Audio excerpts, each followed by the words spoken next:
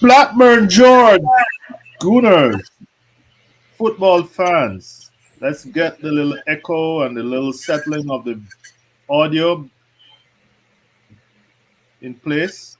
Welcome to the Friday edition of the Positively Uncensored Arsenal podcast. George, my theme today is calm down, Gooners. We weren't expected to win that game yesterday. I'm sure this is small consolation to you, George. Losing 3-0, largest margin of defeat to Spurs ever since the Premier League. But I, for one, George, and even from our last, I'm sorry, guys, our last podcast, we're very cautious. Are you as upset as most Gooners? No, not really. I predicted in the last podcast that we would lose. Yes. It's the manner of the defeat more than anything, maybe. Mistakes were made. Arteta made some. Rob Holding made some. I don't think Cedric made one. I just don't see that as a penalty myself. I've never seen that given before in any game in any league as a penalty. Yes. You know, it was like the Zaka red card, remember, when he tripped someone up on the halfway line. Don't you? I remember that very well, John Moss. Then he followed me up with another red. Yes. We never seen that before. We've never seen it again. I don't think we'll see that again. I mean, if that's a penalty, there's literally 20 in a game. Every time there's a corner or a free kick, there's going to be a penalty. I just don't see that. It wasn't a penalty. It changed the game. What people immediately forget is that it was an even game. You know, you'll see people saying that we were on top. We weren't on top. We were on top for the first 10 minutes. They were sort of on top for the second 10 minutes. So it was a sort of an evenish game. And I've no complaints about how he set the team up. Needs must. People saying, oh, why did the Emperor play on the wrong side? Well, he played on the wrong side last week, up against Son. Well, who do you want to go up against Son? Looking Tavares. You know what I mean? It's the least worst option, and Arteta played it. And you can criticise Arteta all you want, and I do. But hindsight's a wonderful thing. And when that team was published, who was complaining then? Very few. Well, I think he did. I think he did his best under the circumstances. So circumstances didn't favour us. I mean, that penalty changed everything. And Rob Holding getting sent off was a result as much of our tactics being frenetic and physical. I think that's not Rob Holding normally. You don't normally see him manhandling players like he manhandled Son. It was set on him. Why he was on him instead of Harry Kane, again, you can question Arteta about that. But hey, it was just a mess. All went wrong. Gabriel got injured. Holding can't play against Newcastle. Gabriel's injured. Ben White clearly wasn't fit enough to come on after half an hour. We might have probably been going to introduce him later on in the game. And then when Gabriel got injured, we didn't introduce him. And I think that was precautionary because now we're down to one half-fit centre-back for the Newcastle game. So if you bring him on instead of Gabriel and he gets injured or aggravates his injury because he's not 100%, then we've no fit centre-backs to play against Newcastle. So I understand Arteta's thinking all the way through. I don't necessarily agree with all of it, but I certainly understand it. I'm not going to criticise it because he knows Ben White's fitness levels better than I do. But come on, George. You have no scapegoats. You haven't identified a goat for us to ride until Monday. Come on, my friend. What about Holding? I, for one, George, thought from the very beginning, because I made my notes as usual. I made my notes, in prep for this podcast. But from the very beginning of the game, Rob was very, very physical on Song, and at the end of the day, and I thought about it overnight, and I said, as Rob, this is uncharacteristic of Rob. He was playing to instructions, and he was in basically the team was in mortal fear of Song being in open space, because Song has a habit of scoring some important goals against us. Against everybody. Yeah, well, yes. Go ahead, He's George. a good player. Yes, and yes, I agree. I think it was following instructions, but because he got sent off, we're assuming that those instructions were wrong and he shouldn't have been given them. Yes. I'm not. Why? I don't think it was a sending off, the second offence. No. You don't, George? I think that the raised elbow got him in trouble. I don't think he raised the elbow as much as Son ducked into it. He just punched him away with his elbow as he came to collide with him.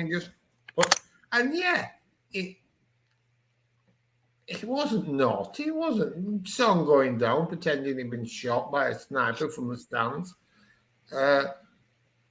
Son did worse to him. Well, I remember the first card rolling around. Yeah, deliberately elbowed him. Yes, he did. Now, one right doesn't, two wrongs don't make a right. Yes. But I think it was harsh. The first booking wasn't harsh. That was stupidity. But I think the circumstances, they were told to rough him up, to keep him in check. But much as I'd like to blame Arteta for that, he's definitely not told him to hold him back when he's behind him and he's trying to get the ball. He's not told him to do that. Yes. So Holding made a couple of errors. Players make mistakes, Yes, this is not Rob Holding's game, by the way. I don't think that is his, getting physical and getting close. Getting tight on defenders. George, let's take a look, as we are positive, at this Positively Uncensored podcast like to do. Let's take a look at the game stats. Having, gotten some of the main highlights out of the way. Take a look at this, George. Tottenham, I know what you're going to say, but the stats show that Tottenham dominated in almost every category. But in actual, and let me just back up a second. I went to another site which breaks down the stats by whatever half, first and second half, and they're not much different. I think that Arsenal in the first half had 48% possession, so they would have had 52%. But I'm sure you're going to tell me that the sending off had a lot to do with it. Any take on the match stats? No, I think we did as much as we could with the ball with 10 men. Panic sort of set in after that. After the penalty, we had a bad 10 minutes. Yes. We were unsettled, and there's no question about it. We didn't cope well with it. But it was just not a good game, was it? Things went wrong. Everything went wrong that could go wrong. We lost. But there's no point lynching Arteta, Rob Holding, Cedric for his innocence. I see people yesterday saying this is what you get when you play players like Holding and El Neni. Yes, I saw that. For me, El Neni was our best player. He was everywhere. He was calm. He never turned over the ball. Well, he did. He gave it away more than I've seen him give it away recently. But he was still much better in possession than everybody else, and he was still doing the right things. He was still moving the ball quickly. and he never looked like getting a booking or a sending off. So I don't know what people expect. We've lost a game. Somebody's made a mistake. Be it the referee, Mikel Arteta, Rob Holding, Cedric, if you fucking want. There's a combination of all of those things. But let's not lynch people, let's fucking have a bit of perspective. Well, George, without crediting anybody either. Nobody did particularly well. And a few of them had not such a good time. Yeah. Tomaseko was fairly awful against Son. Well, he was on his side. His positioning was terrible, wasn't it? Mm-hmm. Well, he had a couple of situations there, and he was dispossessed. A couple of times. But he's one of the Darwins, isn't he? So nobody's going to say anything. Nobody criticizes, right? I don't know if anybody from Arsenal came out with their stocks any higher. I think we should remark on the fact that Xhaka started out in an advanced position in central midfield, then was dropped back to be the third centre back, then played left back. I thought that was, for those, again, the same point you make, the Xhaka critics are like, we're still making, hammering away, we'll never progress. But without a player like him, holding things together, it could have been worse, don't you think? It makes me laugh. He's clearly by a country mile our best central midfield player. Yeah. And then we have to take him out of central midfield and play him at left back. Yes. And then we have to take him out of left back and play him at centre back. And you think, this is a guy that we're criticising.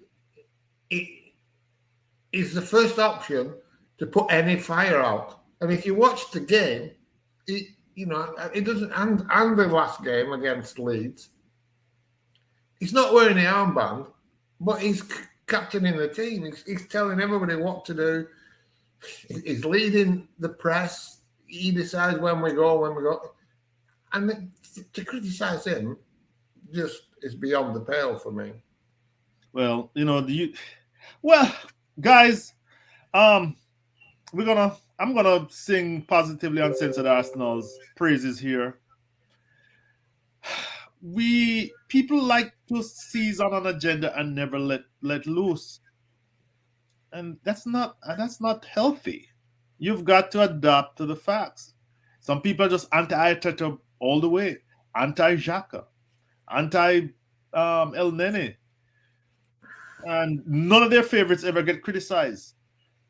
That's my cue for you to, guys, to like and subscribe to this podcast. I think we try not to join this kind of brigade. And it's, I am very encouraged by the fact that more people are beginning to pay attention to us. After the commercial, George, I made a point earlier that, and this is not the stats I want to share with you. I have a stat here that shows that away to Spurs, George, last 6 years from 2017 onwards, we have lost 4 times. We have had 1 victory and 1 draw. So my position is, why are we surprised the game went the way it is? It did. They're playing away to a North London rival at their place. The crowd is howling for everything in their favor. And the ref is, I don't know where Paul Tierney, I never trusted that guy, but be that as it may, why did we expect any different? Why did were we expecting to surprise them? Your thoughts on that? Well, I don't know so much that everybody's always optimistic, aren't they? You go on Twitter before and you speak to people or on blogs and I fancy us, I think we'll beat them. That's football. Normally people don't want to think negatively about a game. Yeah. And there's a history, but our history goes back to when we never lost against them. Right. And people seem to think that that was the norm, that there was nothing exceptional about the fact that we never lost to Spurs home or away. And that isn't the norm. You go to another club's ground and they're a decent club, chances are you'll lose fairly regularly. You know, George, in the 192 versions of the NLD, they have a 48% win ratio. So, 20 years up, well, it wasn't quite 20 years. I think it was close to 20 years of us never losing to them under Wenger. Well, spoiled us. You know what I mean? Spoiled us. It gives a perception that we should be turning them over, no problem. It doesn't work like that. Look at some of the players they've got. Look at the manager they've got. Yeah. And it was it was devastating because once we were 2-0 down, I looked at them and they were set up so defensively, with the 5 at the back and 4 shielding them and Kane dropping back into his own half. There was no possibility they were going to take the foot off the pedal. They're now a well-organised team. Conte's a good manager. Once they get in front, they're going to fucking stay in front. Maybe our team knew as soon as we went 1 down, that was it.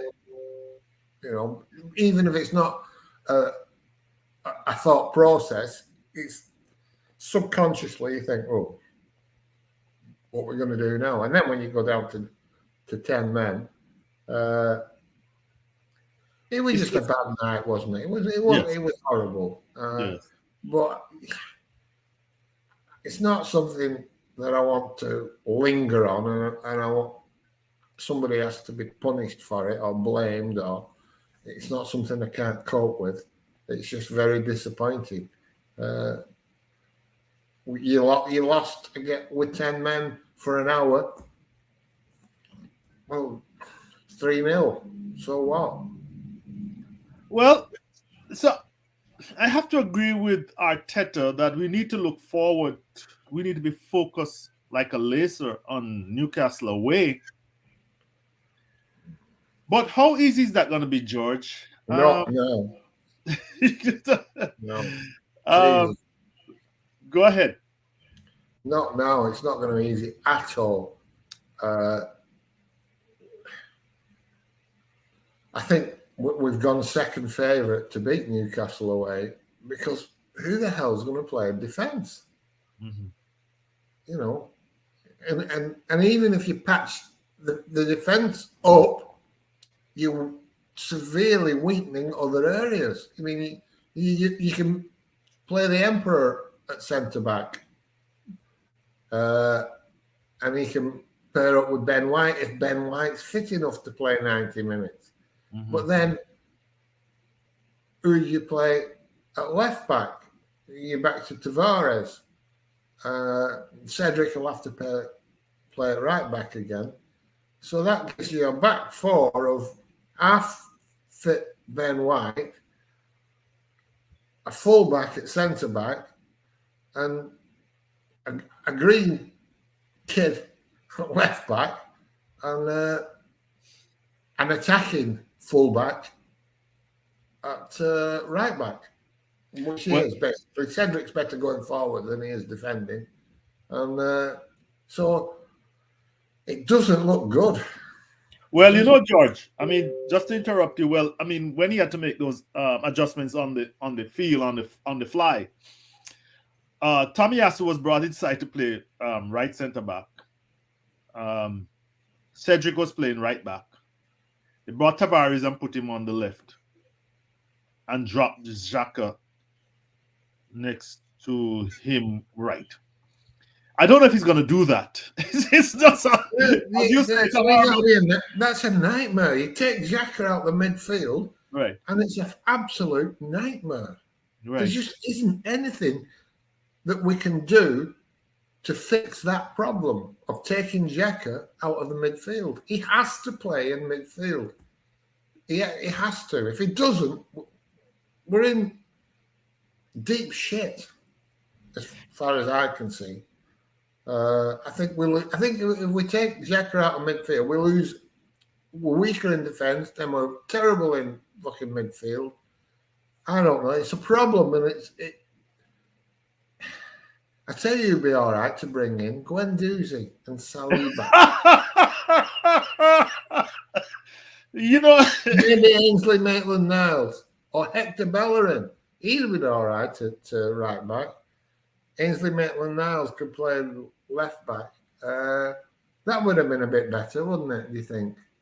yeah. Well, you know, just it's funny you mentioned Guendouzi. Of course, you must have saw the Twitter posting where it was Marseille against Lyon. I can't pronounce. I'm another French.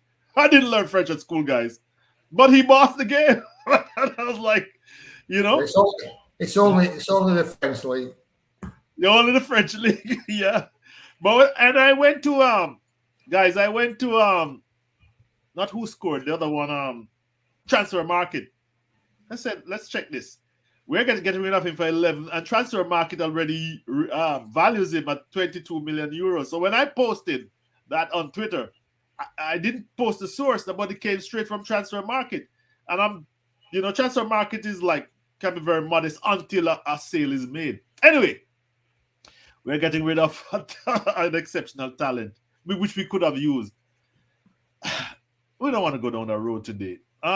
George, the issue here going to Newcastle is that they are revived. Said they have a good coach, but it's not as if we can't beat them. But as Wenger used to say, the psychological stain it's not a psychological stain. As you're saying, it's a personal. Isn't that what you're saying? Is it the psychology or the personal available? The personnel available. I don't think. If there's one thing I do believe in Mikel Arteta for, it's not letting them wallow in misery, in self-pity. Yeah. I think he'll be all right. I think he'll get them up for it. I think he'll talk them round. That's one thing I trust him for. I do. Yeah. So I don't think it's psychologically. I think we'll recover okay. It's the personnel. Fucking hell, we're in the shit. Proper in the shit. By the way, George, I want to commend one of our faithful viewers on your blog. He's one of the first to comment, and that is Ian Space. And he, for a long time, made the comment that the potential injuries to key players would be our downfall. He's not been on the sunshine bus, but he's most times. But he would say, okay, we're doing okay. And I think Ian, you're right. Injuries was a potential to key players, a potential Achilles heel. And I'm gonna give him a hot tip there. Go ahead, George. Yeah, he's perfectly right. But all clubs have injuries. Yes. The problem is we've thinned the squad so much that we can't cope with those injuries. But and that's a mistake. I don't care what anybody says. We save wages. Fucking hell. The wages we've saved by sending people on loan will pale into insignificance if that to the difference between getting the Champions League and not. Well, and yes, I mean, the thing that I've noticed, and I refused to join it, and I said I would not. I commented on it, and that is a number of the usual websites, top gooners and their accounts already, rolling in big signings long before we get out of the woods. They're counting their chickens before they're hatched. Gabriel Jesus and the whole 9 yards. These guys are not going to come to us without us being Champions League. It's very hard for me to see that happening. You look at there's three players that they're talking about. Sterling, right? Jesus, and Tielemans. And the boy Haley or Healy or whatever. Hickey. Is it Hickey, the Scottish young fellow? Yes. Well, So, he might because he'd probably come no matter. yes, yeah, he's cheap. Yeah. But the other three, they're not coming if we're not in the Champions League. None of them. None of them. And I don't think they're coming anyway, to be honest. Tielemans maybe because he's a little fat fucker. He's not that good. I forgot to mention him, George. That I just see, you and I commented on that on our last podcast. And he's overrated. I mean, well, apart from the fact that he's not durable, I think he carries too much weight. We slag him for that. I don't know what it is, but I don't know. And this Ryan Sterling in a heartbeat. Yes, please. Yes, please. Yeah, well, they have to make. I mean, he's not coming. He can go to somewhere else, Bayern Munich, Real Madrid. A Spanish club will have him. Yeah. Of course, they'd all have him. He's a top player. And we ain't a top club, I'm afraid. And we're certainly not a top club if we're not in the top four. So it's massive. Yes. And if we don't get it from where we were because we haven't got players to come in because we've sent them out on loan to save a few quid on cut wages FC, that's going to go down as a shocking mistake. People talk about. Remember, people go back and say we only bought Peter Cech. Yes. One summer. Oh God, I remember that. If we'd have bought a DM, we could have won the league that year. And you think, well, the whole point. Maybe we should have spent a bit that year. But that isn't as big a mistake as sending half your squad out on loan when you're chasing top four. But maybe he didn't. Maybe, to be fair, maybe the club didn't think we had a chance at top four. Right, because I never set that goal. I mean, I thought, well, we may as well save a few quid because we're going to finish mid-table anyway. We're playing crap. We were playing crap.